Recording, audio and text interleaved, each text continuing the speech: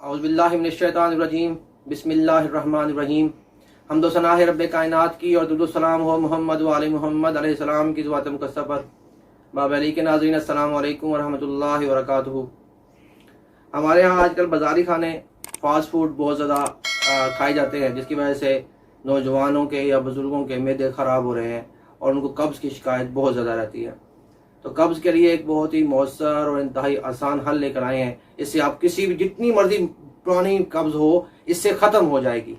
ये मैं आपको गारंटी से कह रहा हूँ। हमारे वज़ाइफ जितने भी हैं, ये उन लोगों के लिए मौसर हैं जिन पर जिन्नात या जादू का असर नहीं है, सिर्फ जिस्मानी बीमारियाँ हैं। जिन्नात या जादू को तशख़ीस करने के लिए आप हमारी वीडियो, जिसका लिंक मैं डिस्क्रिप्शन में दे दूँगा, उसको आप देख सकते हैं, उससे खुद तशख़ीस कर सकते हैं।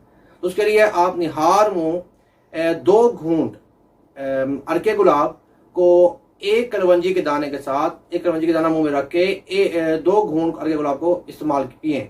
उससे आप ये 7 दिन ये अमल करेंगे, निहार मुंह करना है। उससे अल्लाह ताला मोहम्मद वाले मोहम्मद इस्लाम के सदक़े में आपकी ये कब्ज़ की शिकायत को दूर फरमा देगा। लेकिन दिन में जब आप तकरीबन दोपहर का जब खाना खाने लगें, तो खाना खाने से पहले आप पेट पर हाथ फेर कर 7 मरतबा अल्लाहु अकबर ज़रूर कहेंगे। ये इस अमल की शराइत में से है। जब तक आप ये अमल नहीं करेंगे, मुकम्मल आप इससे आपको फ़ायदा नहीं होगा। तो ये 7 दिन ये अमल करना है। इससे अल्लाह ताला मोहम्मद वाले मोहम्मद इस्लाम के सदक़े में जितनी भी पुरानी कब्ज़ होगी उसको दूर फरमा देगा। अल्लाह ताला को शिफा अता फरमाएगा। वस्सलामु अलैकुम व रहमतुल्लाहि व बरकातुहू।